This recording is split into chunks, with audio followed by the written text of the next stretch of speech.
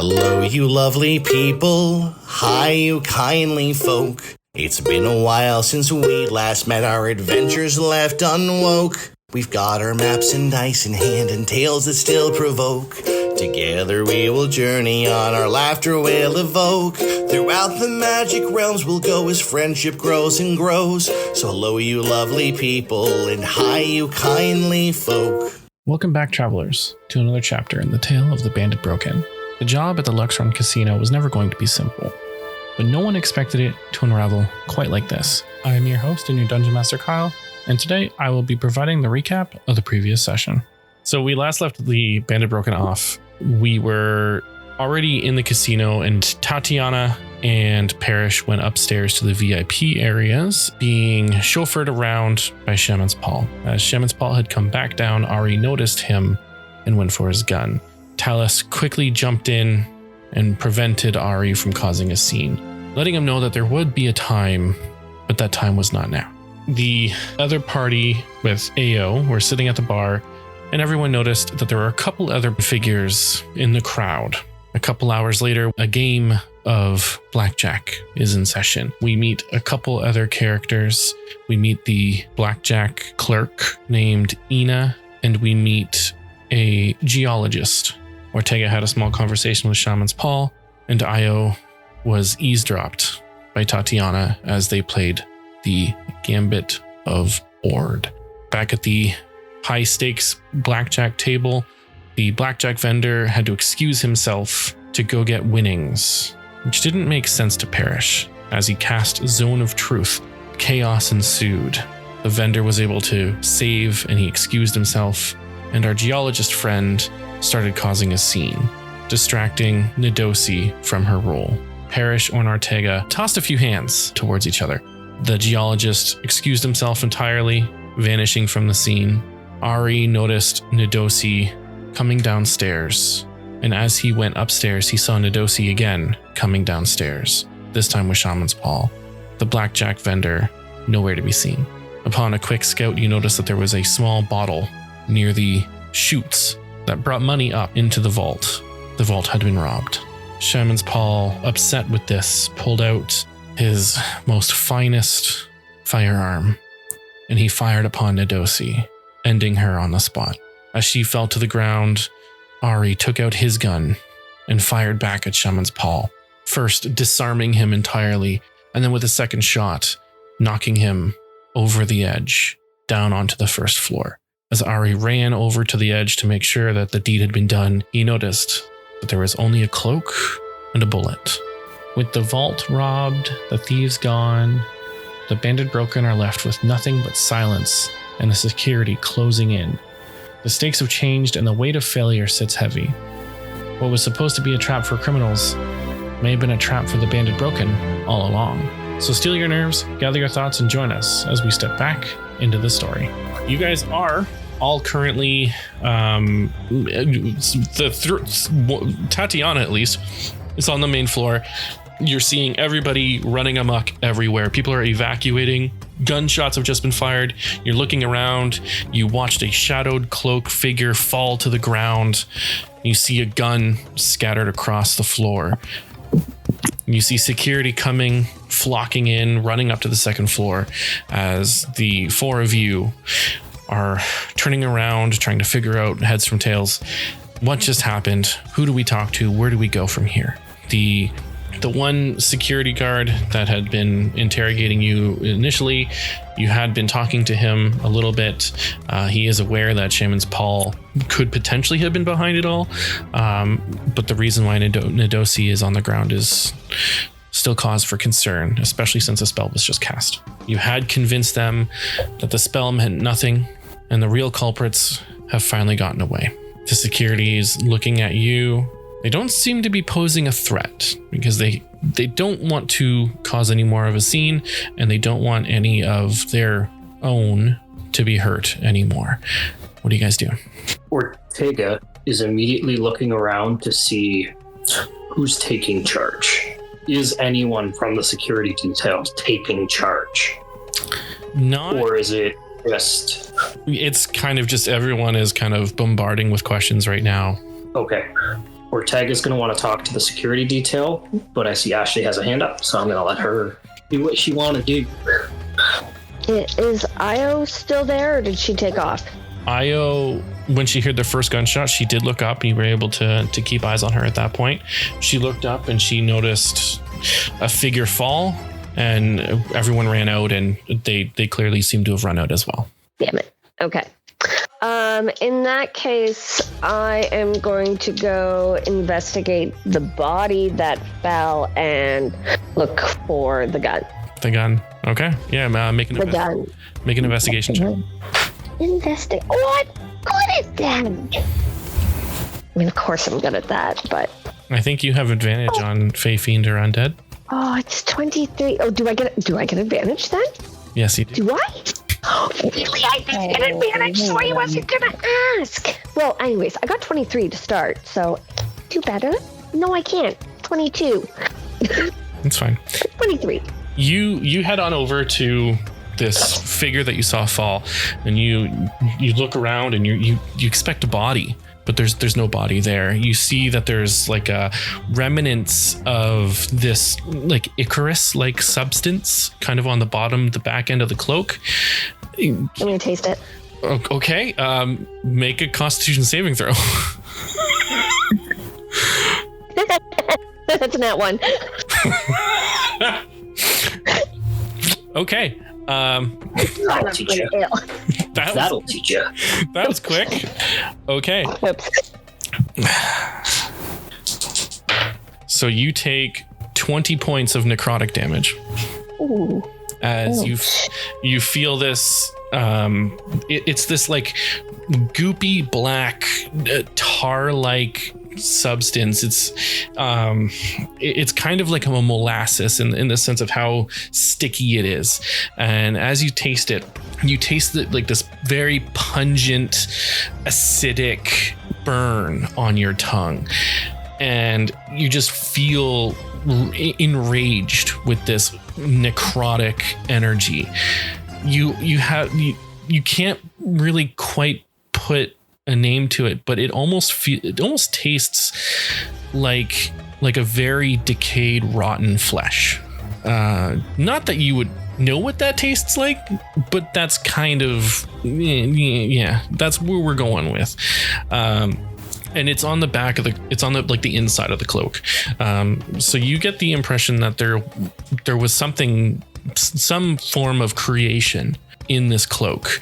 And as you look around after, you see that there's a single bullet, and that bullet was marked with an L. And you look around further with that 23 for the investigation, and you see a gun scattered probably about 10-15 feet away from the body. Well, I'm gonna grab it. Okay. I'm gonna go and get the gun. I'm gonna take the cloak with me. Of course. And the bullet. I'm just gonna grab everything. I'm gonna kind of try to, being that am I still in costume? I'd still be in costume, right? Yeah, you'd still be in costume, yeah. How big is the gun? It is a standard pistol. All right, well, down the front of my dress it goes. Gonna hide it, and I'm gonna go upstairs and bring the bullet and the cloak. Gonna throw it down in front of everybody and go, whatever that was, it wasn't human.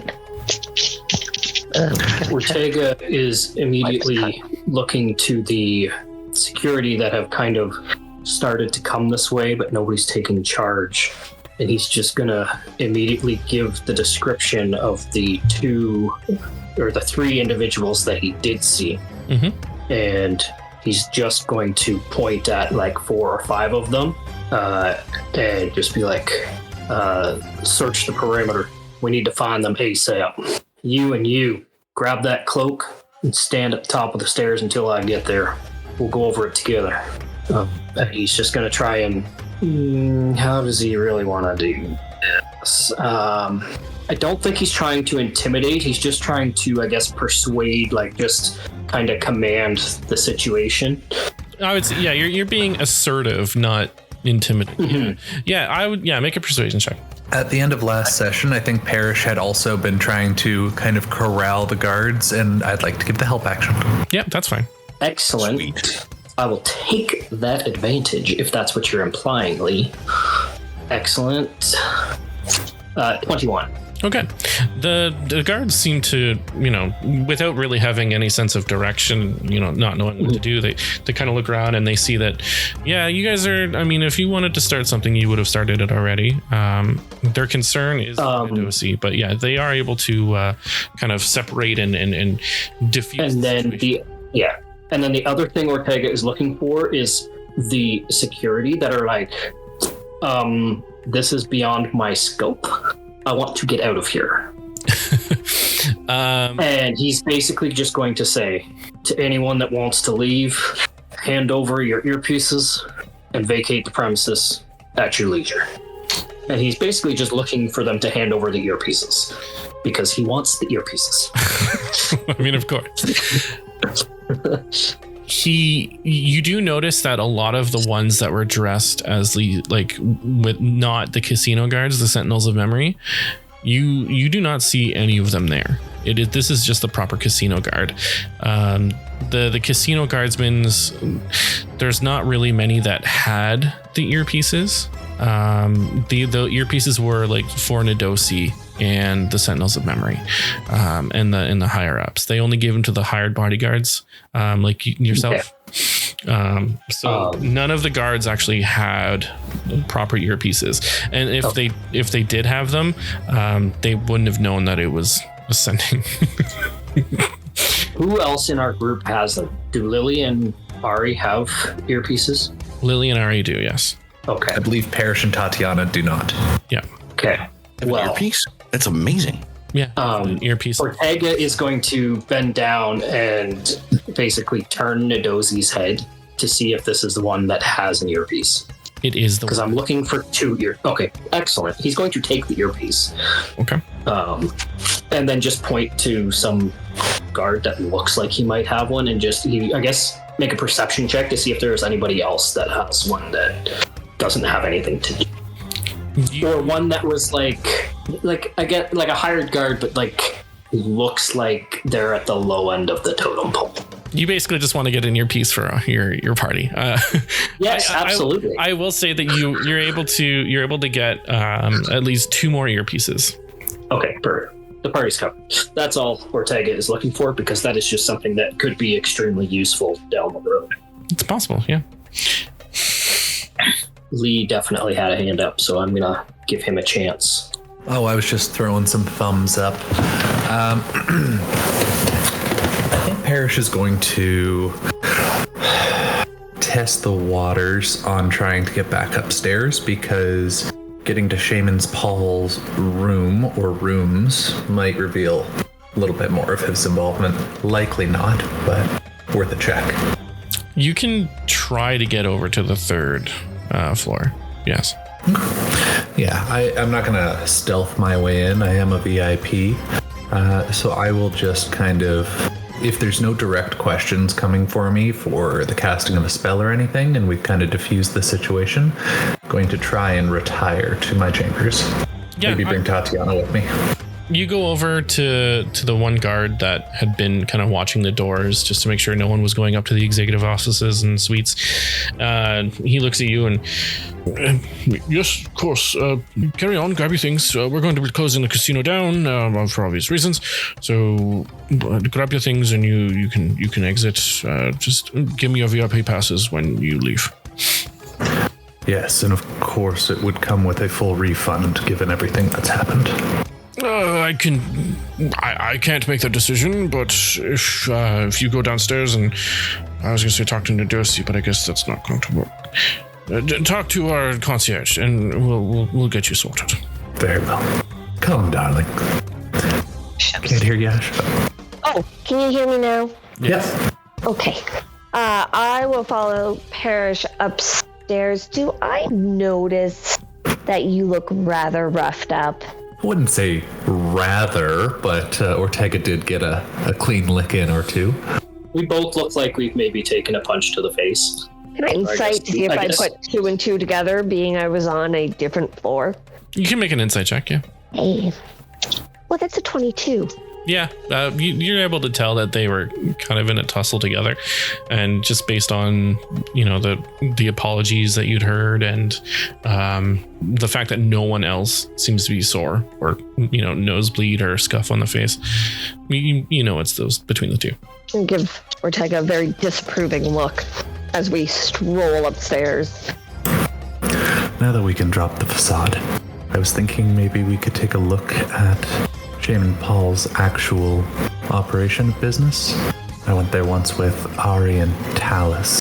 I doubt he left anything, given that he was willing to leave so abruptly, but it's worth a shot.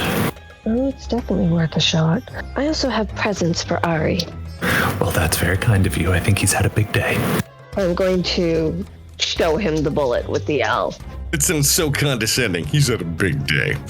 We're talking about my tub. Know what this means, but I'm sure he does. Yeah, from the stories he's told, I'm curious why that would have been left here. Maybe when we're back to the tavern. Something he should know about. Okay, we'll try and get into the executive suites. So you head on up to the 3rd floor, and you notice that the room that Shamans Pall had kind of shown you in the one session when you guys first got there, you notice that it looks completely empty. Maybe it was never even a real room to begin with. An illusion, perhaps? Could have been an illusion. No surprises there. You do know that Shamans Pall has a room in the casino. You have seen it. This is just not the same one. Yeah, we were going to look for the real one that we'd visited before. But you don't even... make a history check. That's all you. Nat 20. Actually, you do know that the entrance to that hallway was on the main floor, and you did actually end up going downstairs, and you had to do a whole bunch of walking around on the underside of the casino, and then you started going all the way up to, and you can look, if you look out on the 3rd floor, you do see that there's another side of the casino, and you see that side is more walled off than the rotunda, I don't even know, the railing side that sees all the way down to the bottom. This side would see down to the bottom, but from another angle. So you're kind of seeing like the back side of the rooms, but you know that there's way more distance that goes kind of underneath it. Thought we might be able to find our way through on the 3rd level. To either go down to the main floor or do some 2nd story work, but that might raise more suspicion to well-dressed nobility climbing on the outside of the casino right after it's been robbed. It's very Thomas Crown affair. How? I suppose they would notice a small bit of magic being used. Well, I'm not sure we'll be allowed back in, and I think we're rather pressed for time. Kyle, how close would our suite be to kind of the area you described, the separate partition on the 3rd floor? There's about 5 VIP rooms. It just goes around 3. So there's the wall of VIP rooms that are the executives, and they're on the ones that are kind of in the middle of the offices, and then there's the VIP rooms to the left side and to the right side. So you'd have to go all the way around, and yours is the first one on the far side of the U shape that overlooks. So you're not far away from this partitioned wall, but there is there is a ledge that you look right down. All right. How would you feel about doing something dangerous and probably a little bit stupid? I'm always up for dangerous and stupid, darling. You should know me better. All right. I'll go to our suite and get the window open, and I'm going to use my Thornweaver vines to hookshot us where we need to be. Okay. There's gonna be a couple. I feel so much like Indiana Jones right now, and just like swinging across. I want you to know that. It makes me very happy. The funny thing is Tatiana doesn't need to do that. No, I can walk on walls, and it's fine. It's fine. I'm going to let Parrish have his moment and like take in the damsel feels of being swung across the Just because you can walk on walls doesn't mean you don't want to get Tarzaned every now and then. Yeah. Exactly. Let's make a dexterity, like a ranged, like a dexterity attack to see if you're able to actually grapple onto something. Can I help you with this? Because I'm really good at dexterity. That'll be a 17 plus 4, so 21. You're able to kind of get onto the ledge of the window, and you stick your hand out and you kind of shoot it forward, and you feel the vine just extend almost as far as it can go, and it kind of grapples on to like a railing of some sort on the top of Casino, and you pull it, and it's pretty taut. You're able to use it. If you want to swing, it would be another dexterity, like an acrobatics check. Any chance of an athletics? Yeah, okay, I'll allow it. Yeah. Well, that's good because it's a much worse roll. Oh God! Does Toddy give help on that too? Yes. Oh, definitely. I will help. Well, you that's not going to be much better. That'll be a 10. 10.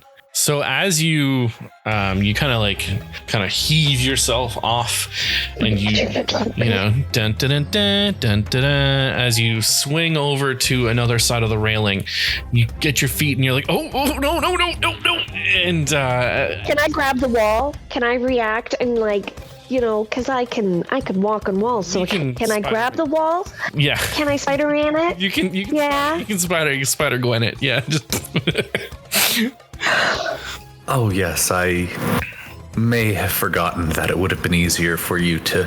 Well, thank you. It was fun. I enjoyed it. What would you like from us next, Kyle? Or do you want to head to the other scene? No, we can finish this. So as you guys get to this other side, I'll just be right back. it becomes apparent to you that these windows are bolted shut. It's as if no one is allowed to come in or out from the windows for good reason. Ooh. Well, I hadn't considered that, but I suppose it makes good sense. Any thoughts? Well, I could step between the planes, but that would leave you hanging. Literally. I'll do my best to not endanger myself too much further. There is a chance it's going to set off an alarm. Well, I don't know what alarm in here isn't already set off. All right, There may be traps, though. maybe I'll stick to climbing on the walls and not touch the floor in there. Or I can stick to the other plane for a while until I get closer to the door I want to. All right, well, you hold on to your little vine. I'm going to see what I can do. And I'm going to Aether Walk Okay. and go. And that lets you go through walls? I think so. Yep, I can move through creatures or objects as if they're difficult terrain. And I can see and affect creatures and objects on the ethereal plane. Okay, but there's nothing, you can't affect anything until you switch out. No, I don't think so. I think to affect anything, before I Aether Walk, I wouldn't be able to, but I can pass through objects, so I could go through the window. So you, Parrish, as you're kind of holding Tatiana, who's kind of also holding you, but in a weird way, you just immediately feel her just go poof, gone. And you're now supporting yourself with the full weight of your vine. You're kind of balanced a little bit on the thing, on the ledge there. You know, there's really not a whole lot that you can balance onto. It's maybe about a couple inches out on the windowsill. And Tatiana, you phase through this wall. And it's this really weird shade, this hue of blue as you phase through the wall and you step foot onto the floor. and you look around and you see, you've never been on this side, so you don't know what you're looking at. But you see there are other offices that seem to be quickly being, there are people in the Sentinels of Memory, you can tell. They're shifting around and they're doing a whole bunch of things. No one seems to notice you, though. Okay. Question. Before we went on our little stroll, did Niall give us all an earpiece? Yes. Yeah, you would all have the ear. Okay. Could I use it, or do I have to blip back? Let me double check what that can do. You might be able to message somebody on the other plane. What is that? Earpiece of sending, I believe. I don't know where it is. The earring of message. Okay, so it's just to cast a message spell. You have to point toward your creature within range and whisper a message. It can be cast through solid objects if you're familiar with the target and know what is beyond. Magical silence, foot of stone, and ancient con metal. The spell doesn't have to follow, and you can travel around corners or through openings. It is only 120 feet. I don't believe it has the ability to go through planes. I think that's a different spell. Would make sense for a cantrip. Yeah. Yeah, it's just a cantrip. Okay.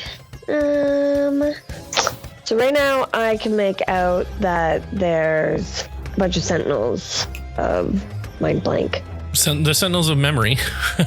Memory, that's it. Same difference. They are like rummaging. They're collecting papers. They're burning papers. There's a lot of things that seem to be happening and going on right now. But you know, as you're looking around, you don't see the figure that you recognized as Shamans Pall. All right, I'm gonna go back through the window before I decide to. Oh, actually, can I tell if there's a way to open the window from the inside? It doesn't even look like there's a window on the inside. Okay. So then I'm going to go back through the wall and I'm going to pop up right beside Parrish. Oh, goodness. Sorry, darling. So there's a ton of Sentinels of Memory in there and they're burning a whole lot of information. No Shamans Pall, but could be interesting if we wanted to get everyone out. That's Might not be bad. a little fighting. I think we should take it to the rest. I don't think the security in this casino would have any issue if they are covering up the involvement of Shamans Pall and the Sentinels of Memory in this heist. And it could absolve us if there was any further investigations pointing towards us. It's true. Well then, darling, shall we? Sure, this is fun. I'd swing again. I mean, I'm capable of walking across myself, but not fun. I'll just lower us to the ground and we can go in through like the main entrance and send a message to Ari and Talus and Ortega kind of when we get in the front doors. The Sentinels of Memory are here. Shaman Pall's secret office. Up for a fight? You guys have earpieces, so you can respond. You can respond to this message. On our way. You just hear Ari's gun barrels spin. You can do that as a message. He does it. Hold it up next to the earpiece and just go. He doesn't make the sound. Just That would go. feel less cool. It's just okay. Yeah, no, that probably wasn't an earpiece maneuver. Now that I think about it. No, it's actually a language, the secret language of the NRA. Yeah, nothing about their language is secret. They're pretty obvious with all that. So, I already will follow with Talus. So as everyone kind of follows down and starts to meet up into the middle, you guys are rounding the corner, Parrish and Tatiana, and you see a lady in red surrounded by several other members of what you assume to be the consortium. As she is looking around, and you see some of the other Sentinels of Memory kind of conglomerating and talking to her out front of the main doors. She looks at the two of you and she just sees you as, nicely dressed patrons. She looks around and she's trying to figure out where the bodyguards are. And she enters into the casino as everyone starts walking down to the main floor. Can you remind Lee, the player, what her name was? Alicia. All right, I will send another message. Alicia has come with more Sentinel of Memory. If we do engage, we should try not to harm the patrons or guards here. Apologies, folks. Wife came home and I helped her unload the car and whatnot. All good. Big time. We saw that the Sentinels of Memory were shredding burning evidence in his secret office and decided we would go stop them from doing that. And Alicia, the Red Mage, has arrived. Excellent. Does Ortega know any of that? Yes. Yep. We just relayed. You got us headsets, earpieces. man. Yeah. You took care of the whole crew. It was amazing. Excellent. Because at least I can explain to her that, okay, I got it. I think I'm good. Let you lead that conversation because my mouse is hovering over the initiative button. Oh my gosh. Ari is still feeling pretty twitchy. He saw Shamans Pall fall over a railing and he didn't see him land on the floor. And since then, his hands are shaking.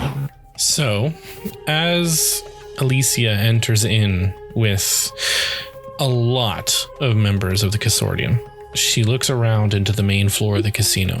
She sees Ortega and two other characters heading down. She recognizes you two. I believe it was, she doesn't recognize Ari, but she recognizes the Ortega and Talus.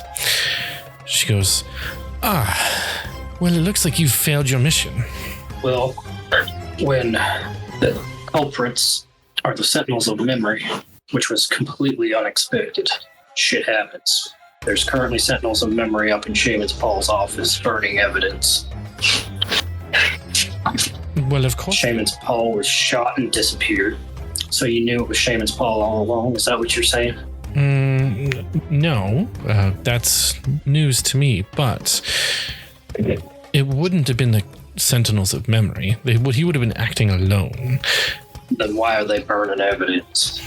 I mean, there could be things that link them to us, and we don't want that. In fact, really, if the Sentinels of Memory are burning anything, it's because I asked them to. Fair enough. And what about the head of security, Nadosi? What has become of her? Well, Shamans Pall did. He put her out of her misery, I guess. It's a shame. I like that one. Oh, well. She wasn't bad. There's a few of the Sentinels looking for traces of the other individuals that we had tabbed involved, but they disappeared on a whim. Shamans Pall disappeared in a pile of ichor after being thrown over a balcony. Via gunshots. I'm assuming that's what it was. Fellow parties of the Banded Broken informed me. I mean, I'm not sure who shot Shamans Pall. I didn't really see it, but either way, this is all one fucked up mess that was completely unprepared for by anybody involved. Well, the way you had us looking for multiple teams, and there was just a single inside team from the top of the organization you're working with. Oh, I didn't say I knew all the details. I personally don't care. I only cared that the money got stolen. Who stole the money is irrelevant to me. It's the fact that the money is stolen. We have a problem, you see, because I hired you to do a job and you didn't do the job. And the person that was supposed to pay you for that job is the one that did it. Therefore, I don't expect you to be expecting any money out of all of this. And with the snap of my fingers, my pretty little manicured finger, I could have you all arrested. So, if you want to avoid that, I think it's best you let me do all the cover up. You let me handle the situation, and you take your tiny little tushy and go fuck off to where you came from. And you can take your confidants with you. Ortega's going to look at the character that is Ari and just say, I think this matter's settled for now. Let's rendezvous back at our abode. We'll rendezvous. Nothing is settled. I never said it was settled, but we need to get out of here now. We'll vacate. Ari's still staring over the ledge where Shamans Pall's body ought to be. He was expecting it, and he needed it, and it's not there. And he's having a hard time tearing himself away. But he does, as Ortega insists, and moves along quietly. Ortega's then going to look over to Talus. Are we in agreement? I think Talus is going to look to Ari, like she's giving him a chance to change his mind, and then she's just going to nod and follow your lead. I'm sorry this arrangement couldn't work out for us. It is what it is. Maybe we'll see you later. We'll see you later. That's fine by me. And Ortega's going to make leave towards the exit, and as soon as he is outside, he's going to use his last sending spell to message Parrish and say, "The Red Woman is here. Bail now. Bail now." You can respond to this message. He told you the Red Woman was here. We already know. I take it we will reconvene back at the tavern.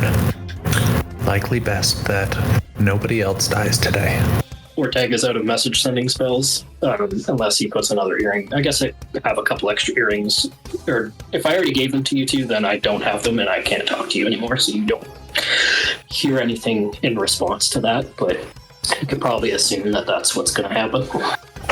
As they leave, Ari looks to Talus, appreciating that she checked in for a moment, but the appreciation fades quickly.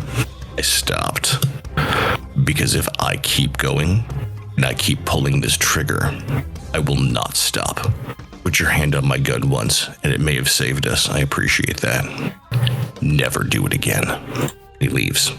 Well, darling, before we leave tonight, I believe we have a concierge to see about getting some of our money back. Yes, I do think that the day's entertainment we may have overpaid for. And I'm just gonna go try and persuasion or intimidate, whichever you'd like. This poor concierge. Yeah. Or find the person that we paid under the table. It was this is the concierge, is that chick, yeah. You do find her. She's kind of like huddling behind the bar. She looks around and, oh, hey, sorry. That's quite all right, darling. We were going to be turning in our VIP passes, hoping to receive a full refund. Yeah. So about that. Normally our policy is no refunds. But I mean, obviously, like this situation, I totally understand why you'd want a refund. I can't. Now I completely understand the position that this puts you in. Unfortunately, I'm out quite a lot of money, and I don't think I'll be making it back at this casino. And now I'm not one against entrepreneurial spirit, but if you do need another reason to make that request happen, there are quite a lot of people here who might be interested in that special deal that you offered to us. I'll make it intimidate. Yeah, go ahead. 17. She looks at you and she kind of like gulps her throat a minute. When I said I can't, I mean I physically can't. The casino was just robbed. We can't get into the vault to take the money out that we owe you, and I can't put money in. But not that I want to.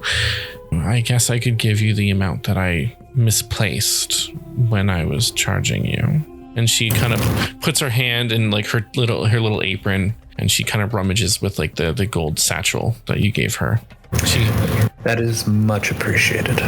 She looks at you and she looks at Tatiana and she goes like, this is all I get paid today, right?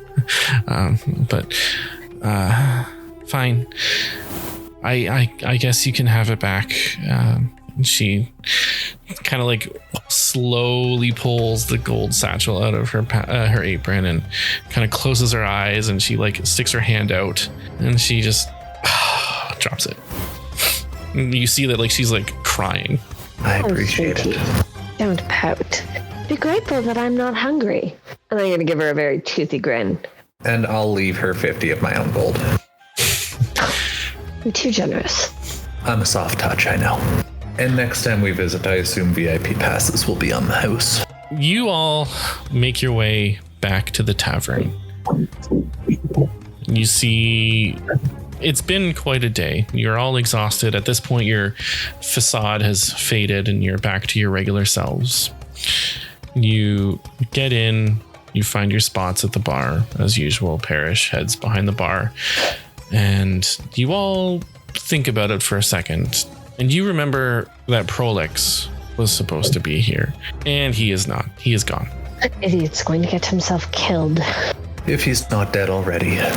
No sign of a struggle, but not sure he would put up much of one. I always thought he was involved.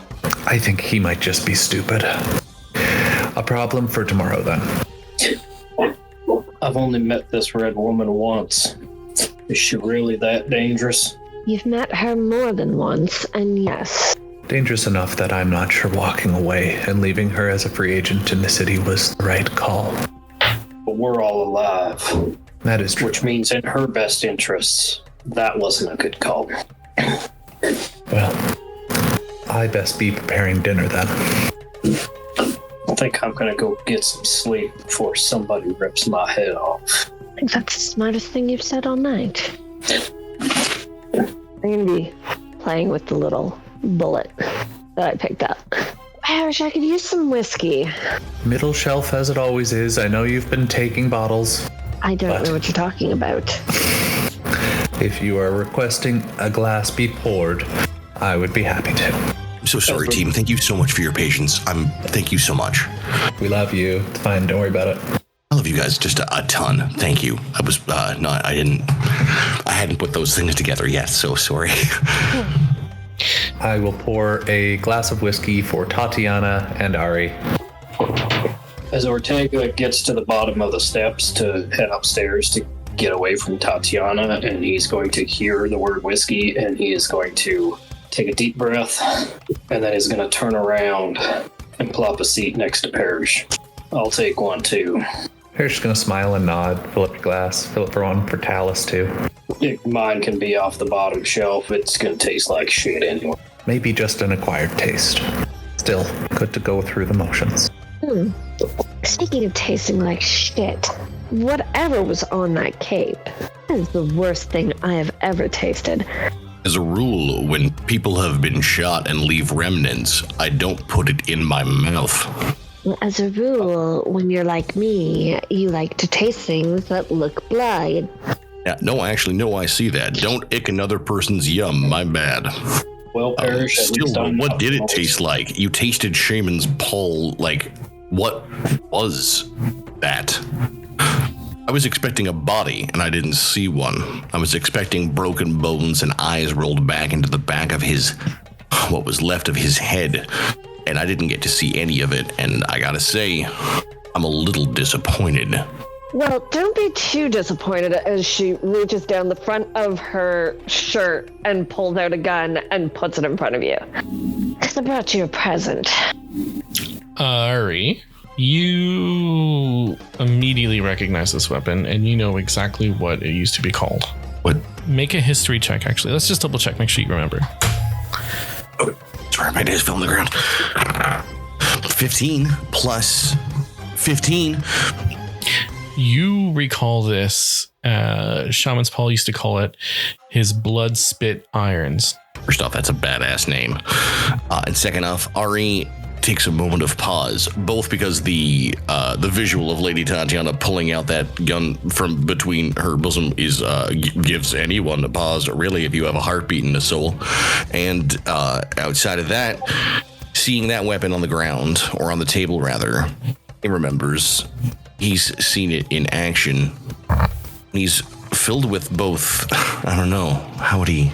Yeah, it's How do you feel like there's an opportunity that you want that you hate everything about?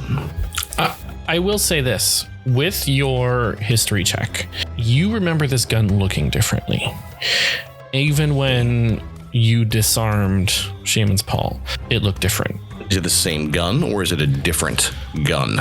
It's the same gun. However, you remembered the gun having 5 barrels, whilst this one only has 2. Well, Shamans Pall was always tricky about his incantations and what he had attached himself to in terms of magic items. He's as brilliant as much as he is an absolute evil son of a bitch. This is for me, or is this for you, Lady Tatiana? Oh no, darling. That's all yours. I figure what would be better than to shoot the real Shamans Pall with his own gun? Absolutely nothing. Lady Tatiana, thank you. Don't thank me yet. I have something else. Oh? I don't know what to make of this, but I'm sure that you do. And I'm going to pass you the bullet with the L carved into it. I also found that. Ari stops breathing, and he holds it in his hand. I don't know if I need to make a history check, Kyle, but I feel like it's safe to know that this is Lafayette's. Yeah. He exhales after a while. I am incredibly... Either this was a message meant to hurt me in a way that no one else could except for that man, or it's something else, and I am lost. Why would he didn't say anything. No, he didn't. I shot him and he fell off the balcony. Thank you. Thank you. And Ari's shook. You see him, he's not well, but he is quiet. He's looking around, seeing around the venue. You see him kind of falling back into his old patterns. Is there a place I can just go play by the hearth or something? I don't mean to break him. You didn't. Today was a really good day. I've needed to shoot that man for years. It just didn't land the way I hoped it would, and this bullet wasn't what I was expecting. The ichor with the gross taste, the necrotic thing you mentioned, I know you much prefer much more fresh blood, and that's fine. I just wasn't I don't think that was blood. What do you think it was then? I don't know, but it tasted vile and burned my throat like acid. I knew Shamans Pall was an evil son of a bitch, but I didn't know he might be evil. Evil. I'll look over to Parrish. You have a good read on people. Did you feel anything? See anything? Can you help me understand what's happened today? Please. I didn't sense anything particularly malevolent from him, though a second look wouldn't hurt if we ever run into him again. I hope we don't. I'm not sure how much sense can be made of today. You got the chance to confront him, though. What does it mean to you? I hope I did better by you this time than the last, because I know I did better by me. Never did poorly by any of us, Ari. And I'm glad you did better by yourself. And speaking of, Parrish will take Tatiana's hand. Thank you, darling, for the lovely day at the casino. And we'll kiss it and give you 20 hit points. And Ortega, my apologies for striking you back with such fervor. Thought we needed to sell the scene for the crowd a little bit, but I understand that we might have let the casino heist succeed. My apologies. And he'll touch you on the shoulder and give you, I don't know, 10, I think I did to you. Sure, 10 will do. Ortega will respond with, if you had listened, we might have stopped the heist. But either way, we learned who's behind it. And, I just didn't make a lot of money. well, I'm sorry for that. For what it's worth, this might be a unique opportunity because the heist succeeded and there's a fair amount of proof that he was behind it. Well, the red woman doesn't even care that the money's gone. Well, she cares that it's gone, but she doesn't really care who took it. So I don't really understand her or where her priorities lie, but I know I don't really want to see her again anytime soon.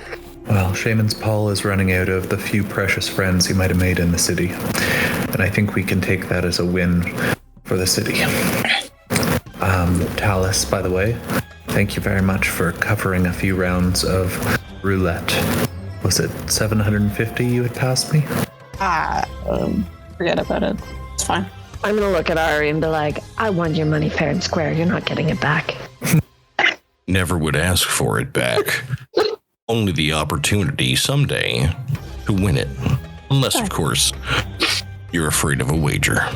Parrish, you get 8 HP Heck yeah. when Ortega tapped you on the back. It's two men healing each other. Beautiful. But you'll also notice that Ortega totally took the same amount of damage as he inhales and sounds like his insides are burning. I hit you again for that same amount of HP, my guy. You're healed. No, you're healed. No, you're healed. I can appreciate that you would want to take on the burdens of others. I'm just glad that you can take the butt end of an axe to the face. You did what? He healed me after. Ari giggles. Ari giggles fairness, uncontrollably. It's not his fault. I did punch him Butt end. with some gusto. Oh my god.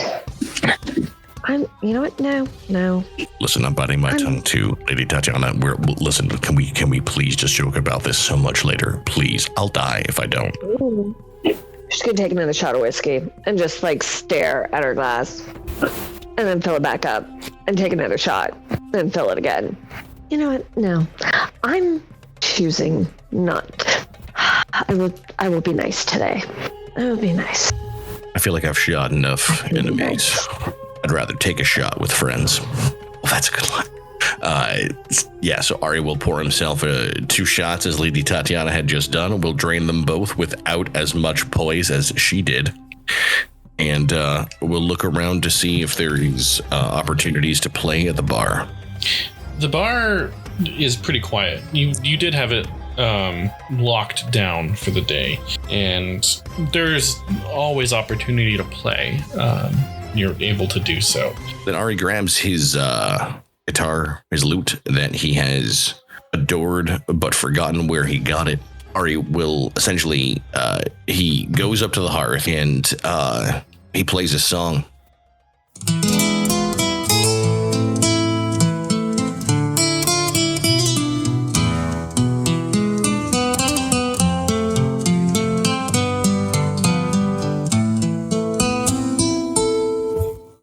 We rode in with masks, loaded guns, loaded dice.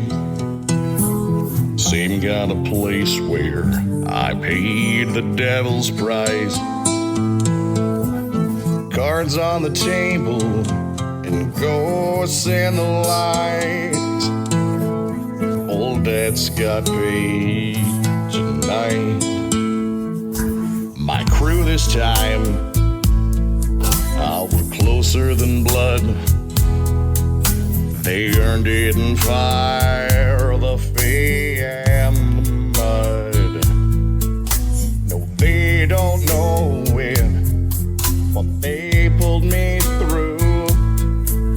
When I drew steel, they drew for me too. 2 shots, hand and chest. A gun goes flying, he falls off the ledge. Like a shadow, he's gone. For me, that's enough. He learned the hard way. Nocturne, Lavore, don't bluff. For all these years, dreamed of flame. How I'd burn down the one who took my man away. But now I wonder if a ghost he be. Am I a man again, or a ghost like he? And Lafayette, if your soul's here still,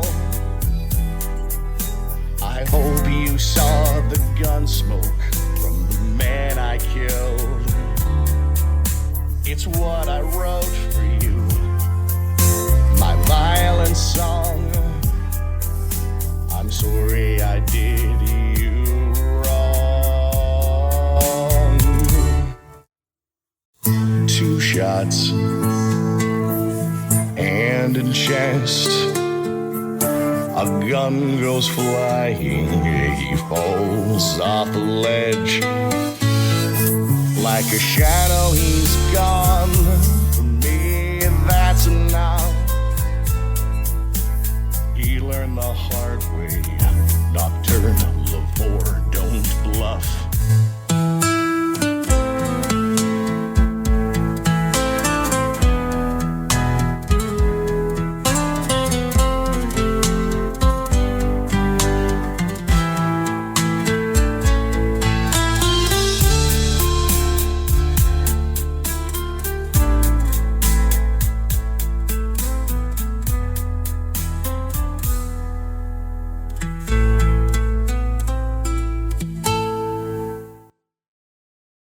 As he walks back, seemingly heading either kind of through the space, not going back to sit down, he looks over at Talus and says, "Come talk with me," and does not stop moving. And he moves to the outside of the tavern. And Ortega will probably get up and move to another table somewhere else in the tavern, and he's just going to be, if anyone wants to get shit off their chest, pretty much death glare Tatiana, I'll be over there. And he's just going to grab the bottle from in front of Parrish. Oh, yes, you're right. Dinner is in the oven, and Parrish will go back into the kitchen. Yeah, I definitely don't. Oh, yeah. That's it. So, Talus, do you exit with Ari?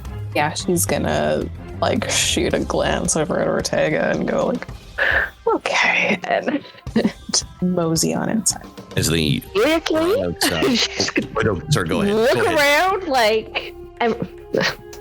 fuck's sakes, fine. I'm just gonna walk over and just sit at the table and not say anything. Okay, we'll start with Ortega and Tatiana, and then we'll switch. Lily looks relieved. Don't be nice. Get it off your chest. I'm a big boy. I can handle it. Also, it's nice to know that I'm not the nastiest shit you've eaten in the last week. No, you definitely weren't. You want to know what my problem is? Very much so. How much has Ari told you? So I just know where I'm standing. I'm sure he's caught you up on some things. I'm caught up, but why don't you just pretend like I'm not? Oh, that makes this a very long story, and I don't do feelings. Why don't you do feelings? I didn't do feelings. I was fine. I was fine until you walked into my life and you weaseled your way in and you made me feel comfortable. You made me open up and I told you everything about my life. I told you about my mother being murdered.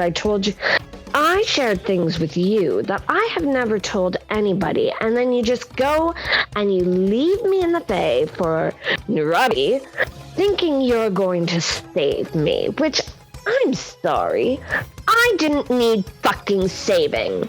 And then, a week passes and you come back and you don't know a damn thing about anyone except your little friend Ari. So please, tell me, how am I supposed to react positively to that and treat you like everything's all fucking roses? Because I can't. I can't look at you without having all that remind me of what you were, because that's not what you are. And it's not your fault. But I'm angry. Ortega. And I'm taking it out on you. Make a history check. I can do that. Do I get advantage? Why would you have advantage? Because he wants advantage. He really, really wants it. The answer is no. You do not have advantage. What if he said that you were so cool? What if Ari's music gives him a boost of guidance or something? Let's say Ari's music gave you a hint of inspiration. No? Okay. I was going to give Tatiana's sure not giving help action. I don't think it's going to help me. Yeah, I don't think my bardic inspiration's that good yet. I'm a pretty mediocre bard. Can I give him that? Well, technically speaking, it was what Tatiana said that reminded you of something. So I'm going to play with, because I'm a reborn, there are specific instances where I can regain memories. Yes. At the DM's discretion. Yes. I would just like to remind you of that. If you feel like this might be a memory I could just happen to remember. Which is fine. This is what I'm trying to get at. I just want to know. Excellent. Is that a good enough reason to give me advantage? I just wanted to know if you were going to fail or not. If you were going to natural one it. That's all. I didn't natural one. I rolled a 7, a 5 plus 2. Okay, that's fine. It's just, it depends on how much of the memory that you kind of remember. When Tatiana said fucking roses, something sparked in your mind about her and a rose and its importance. But that's the only bit of that memory that you remember now. First question. Does it feel better to admit that it's not my fault? No. Fair enough. Second question. Why do I remember a rose? What did that rose do? The rose is to help me. I became a monster. So you took me to the Fae to get a blood rose. So you staying in the Fae was my fault. Me staying in the Fae was not your fault. It sounds like I took you there knowing I wasn't coming back so that you could come back and not be a monster. That's what that story tells me. That tells me that I was a good person once. Yeah. She's gonna grab a bottle and pour herself another drink. Ortega is going to take the bottle and the glass. Not this time. You remember this conversation. I remember all my conversations. Good. Let's have a sober conversation. With all of these feelings you've got bottled up. Because I know you are grieving. Or you were grieving, and you might be past grieving. I'm not sure. But we're getting somewhere, and I like it. Well, at least one of us is enjoying this. Are you really angry that we took you to the Fae to make you not a monster? I know why you did it. I'm thankful. I don't want to be a monster. And you would know that if you remembered everything. I've already told you that I don't want to become a monster. Then you won't. And I don't even think you really need saving. You've proven in my short time back that you are more than capable of handling yourself in many a situation. But you do have friends. And those friends are going to want to help you whether you think you need it or not. Whether it's me or Ari, who's apparently shot you like 3 times. Lee would die for anybody in this party, and sometimes I feel like, out of character. I think Parrish would die for anybody in this party. And sometimes I think he's trying to get himself killed more than save other party members, but that's a conversation for another day. And Talus, she loves you all more than you could ever know. So I still don't really understand why you're angry. If you ask me, you've got just about everything a person could need in life. I'm sorry that you don't feel like you can open up to me like you could. But if you ever want to, you can. I've got no one to tell. This group right here, it's all I got. And if me being here causes you more pain than it needs, just tell me. I can walk away. I don't want to. But for you, I would. And there you go, being so fucking charming like you always are. I don't want you to walk away, Ortega. As much as I treat you like shit lately, you realize I do. I'm just trying to repress everything else that I feel. Well, what else are you feeling, Tatiana? Please tell me that scared is not one of those words. Oh, God, no. Good. Ortega's going to drink the glass that she had poured for herself. I can do this. I can't get drunk. It's at this point we switch over to Talus and Ari. So Ari's standing outside, hoping that Talus will join him. Alice slips out of the bar and approaches Ari and is quiet and kind of comes up to you and observes almost like from a respectful distance. Ari moves forward and breaks down and cries, and just moves towards Talus in an embrace. Entirely broken. She's like immediately just going to open up her arms and hug him. Ari breaks. He sobs. The kind of sobs that come from your spine.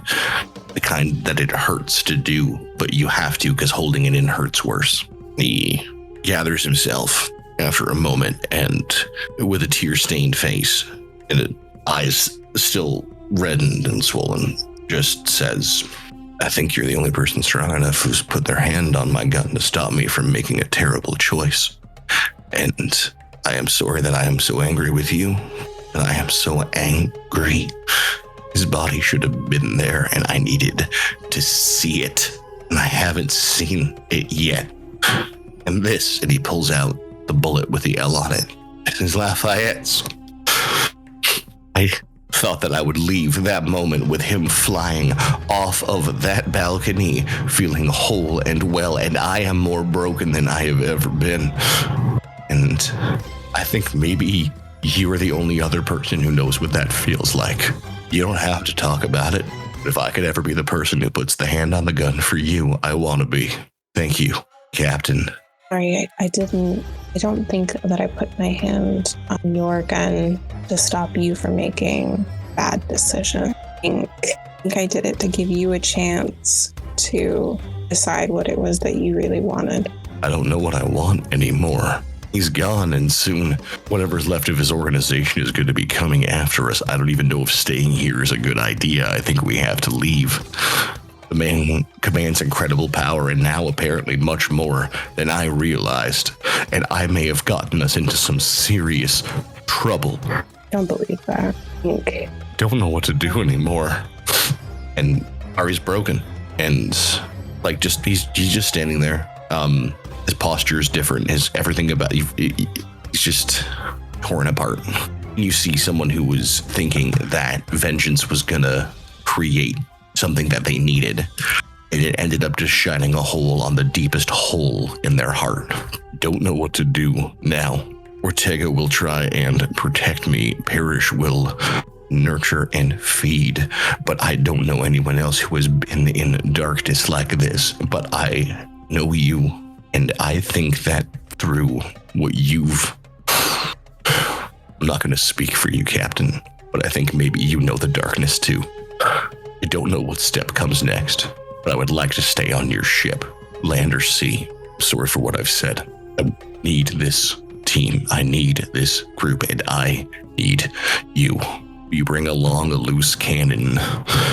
Angry, sad, tiefling. Peace. We are all loose cannons here. I spent a long time thinking that I had to go it alone. And I spent a long time after that just being angry at everyone and believing that no one else could understand. But I can see the look in your eye when you talk about him and what he's done to you, and recognize myself. I am not someone like Parrish, and I don't think I can ever claim to be a good person, but I believe if people hurt you, and they do it with intention and malice, and they hurt other people too.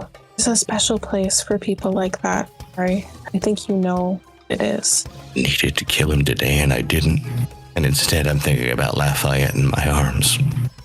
Now, I don't know what comes next. All I've been thinking about forever. And he looks at you like with like a lot of intentionality of like stolen jewels, deals with gods.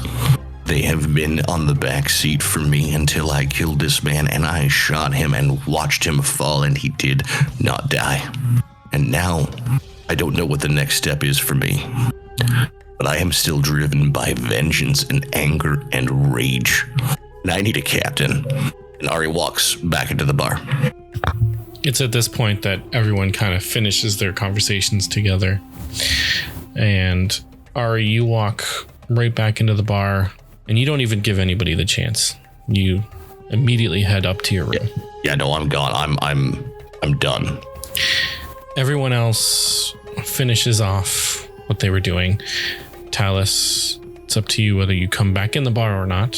When Ari heads up to his room, Tatiana, you look at Ortega and you excuse yourself and head to your room as well and take the whiskey bottle with you.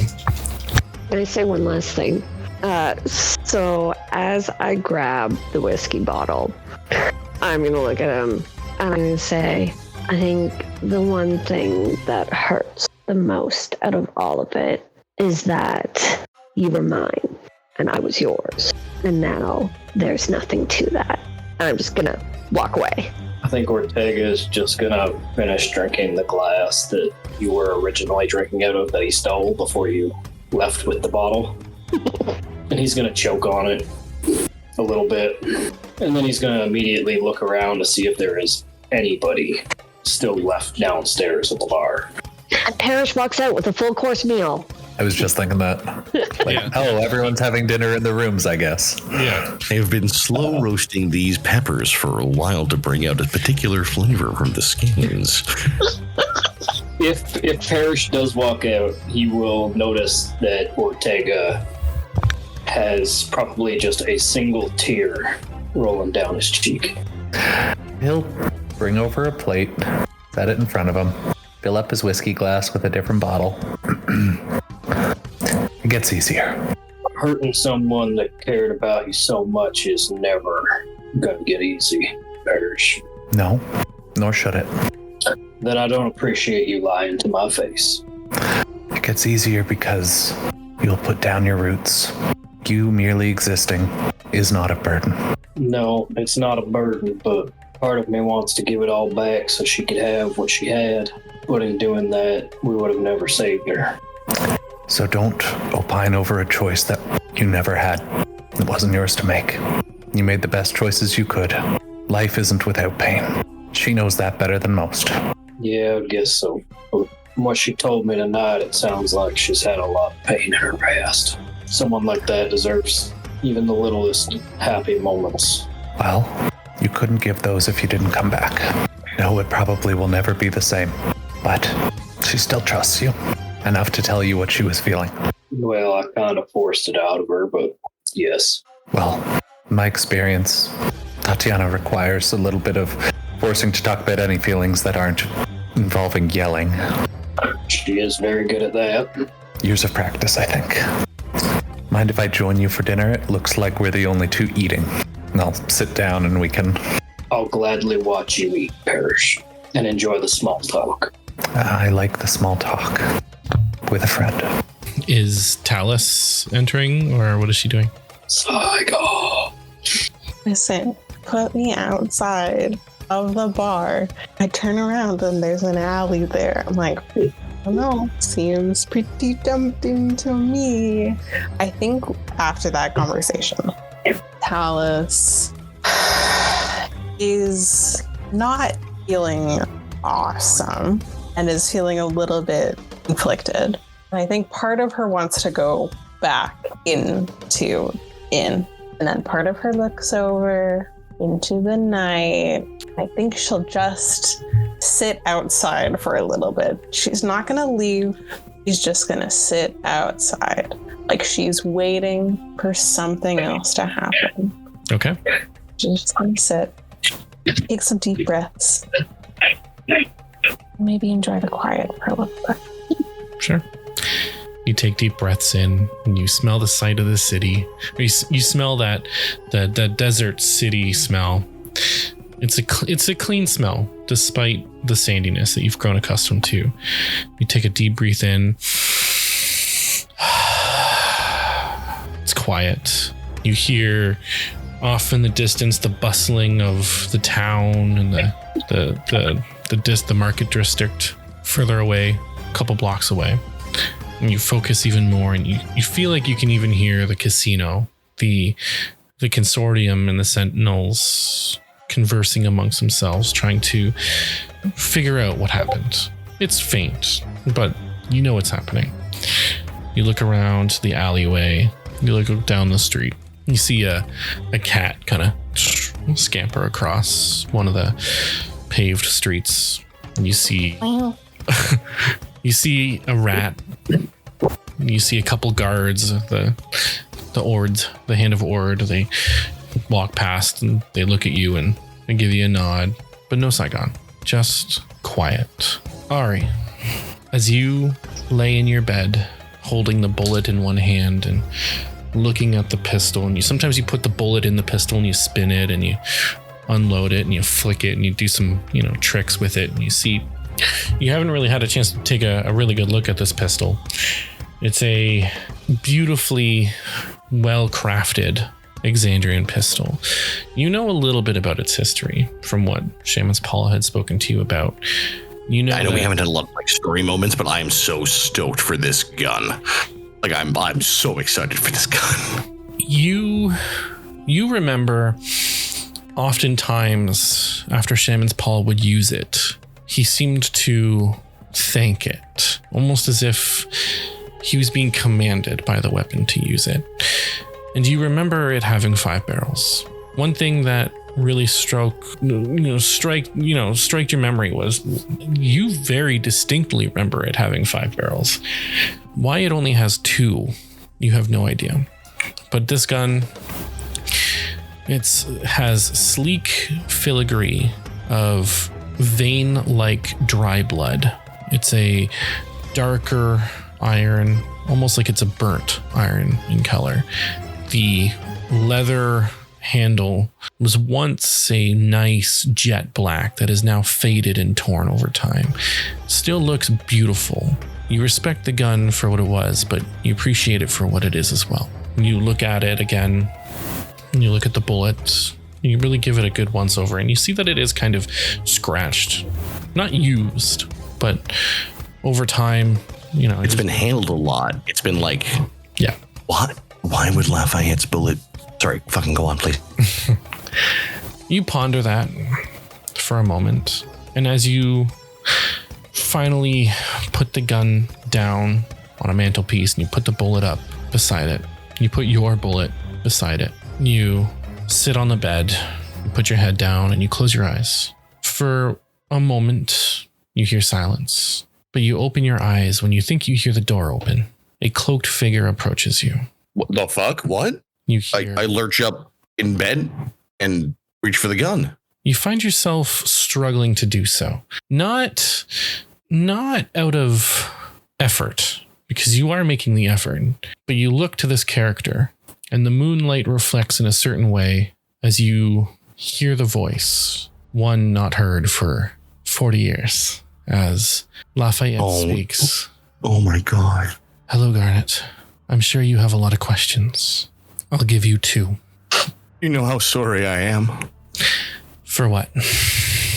What happened, for not stopping it, for not saving you, for not getting us out of there, for not being better at this, for not listening to you, for so much. I'm so sorry. My Garnet, you understand nothing. You don't need to apologize. You did everything right. And what do I need to understand? Think of a better question than that one, after I already blew it on a feeling sad for yourself moment. But yeah, what do I need to understand? Ari, you need to understand 2 things.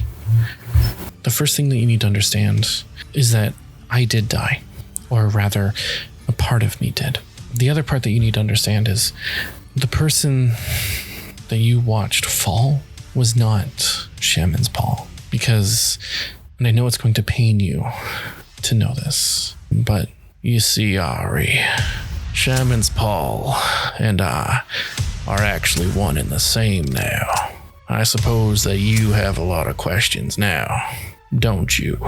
Let me start by switching back to the one that I know finds comfort with you. I am Lafayette, but I am also Shamans Pall. And I need you to understand that all those years ago, when you and I made plans to leave that final score, it wasn't exactly you and I leaving. What was difficult to do then has become very easy now. What you didn't know about me was my biggest secret. Yes, I was a musician. I was beautiful. But a long time ago, before you and I met, there's no easy way of putting it. I was a twin. Just say it. You can't break me more than you already have, considering you are the two people who have made me nothing. Who've taken my heart and my soul, and you both take it. I gave it to both of you. Now you tell me what the fuck is going on. In due time. The simple answer is, I was born a twin. Shamans Pall is my brother, except we both died in the womb, and we were reborn as one. I possess an ability to create a copy, so to speak, of myself, but I don't get to control that copy. Sometimes it's me, other times it's Shamans Pall. Sometimes Shamans Pall is me, and sometimes I'm me. The one that you fell in love with, that was me, but we would never truly be alone. Did any part of you love me back? I know what the answer is, and I know you don't want that answer. Do you want me to lie? No, but I need to hear it. I wasn't able to love anyone else. So the you I held in my arms, whose forehead I kissed before I ran, that was just a piece. That was just a double. That was just... I do not understand, and my sorrow is drowning me. The one... And either tell me the truth or let me drown. The one that told you to run. Yes, that was a copy. I merged myself back into Shamans Pall, and I rescued myself. And you tried to kill me. Did I? Did I ever try to kill you? I gave you many chances to join me. I gave you an opportunity. I never once pulled that trigger on you.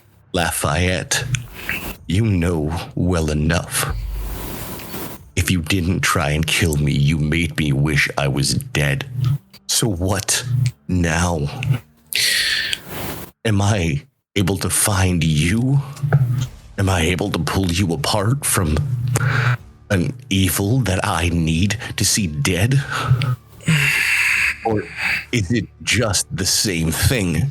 And the two of you, if I can't pull the two of you apart, I'm lost. You have two choices. I came here today because, let's face it, that bullet drew me here. I knew exactly where you were. Your two choices are as follows. Number one is I came here and I gave you closure, and I walk out that door and you never see me again. For real. Option number two is you take that gun and you pull that trigger right now and you get your closure. But you need to ask yourself the question, something that I've known to be true. A dishonest person, my Garnet, you can always trust to be dishonest. Am I here or am I not here? You won't know that until you pull that trigger. And Ari, if you decide to pull that trigger, you don't know whether you're taking out Lafayette or Shamans Pall. I will tell you this. I'm going to return. If you let me walk, I will return to the casino. I will take my place in the Sentinels of Memory, and I will return the gold that I stole under the guise of Lafayette, and no one will be any the wiser. In fact, really, I'm going to be held as a hero in high regard, saving the day from low-life criminals. And I know, believe me, I know, your little friend Alicia, she knew all along. She won't care. You can go running off to her, but I know you can't. So you're in quite a pickle. But I am going to say one more thing. You make that shot. If you make that shot, you have one chance. So what's it going to be? My Garnet. And he picks up the gun. He puts the bullet with the L, and he puts the other bullet in the barrel, flips it over, and hands it to you. If you're worried about your friends hearing any of this, don't worry. They won't. If this has been the truth the whole time, I'm not your Garnet. And I pull the trigger and I shoot him in the head. Make your attack roll. I am not confident in this choice at all, but 18 with a +8 for 20, whatever the fuck that is, 26 to hit. Mm-hmm. And he's sobbing as he does it. As the bang goes off, a smile stretches across Lafayette's face as the body falls to the ground. I crumple in the way that a person with bones shouldn't be able to. What do I see? Is it Lafayette there? Like, what do I see? You see the body of Lafayette, and in their hand, a note and a portable hole. What does the note say? You look at the note. Yeah. It says, "This was always for you, my Garnet. You now have your closure. Move on." I'll throw up. Did I just make the biggest mistake ever? Guys, did I just kill my true love? Like, But you made so much money. It was never a true love, and now we're rich. So no. they lied to me forever. They lied to me the whole time. Yeah, pretty toxic. Yeah, it seems like a bad arrangement. Oh, I'm not convinced they're dead. are they dead? Like, is the body in front of me dead? I mean, there's a giant hole through their skull. So it seems pretty dead. It's pretty. Yeah, Okay. you've seen that happen before. And none of us hear it? Like, none of us know this is going on? As you Oh my god. Oh my actual god. Oh my actual god. As you look at the gun that is still smoking in your hand, you hear something in a voice that you've never heard before. It taunts you. Interesting. I did not expect Nocturne of Or to be my next vessel. We need to be introduced. I am Saigon. As the dust settles on a disastrous night at the Luxron Casino, the Banded Broken find themselves not in shackles or shadows, but back within the warm, familiar walls of their favorite tavern. Laughter breaks through the tension, songs are sung, and each member finds quiet moments to reflect on loss, on choices, and on paths still ahead. But while some dreams come easy, others carry weight. In the hush of the midnight hour, Ari is stirred. Across from him stands Lafayette, more than a ghost, less than a friend, with eyes full of secrets and a weapon heavy with history. With trembling hands and a heart already haunted, Ari makes the choice. The barrel is cold and the steel is cursed. And the voice that greets him from within? Saigon. There are always consequences to power. The question is, will this be worth the cost? I have been your host and your Dungeon Master, Kyle, and as always, thank you for listening, and thank you to MAB Music for providing the ambience to our amazing tale. We'll see you next time.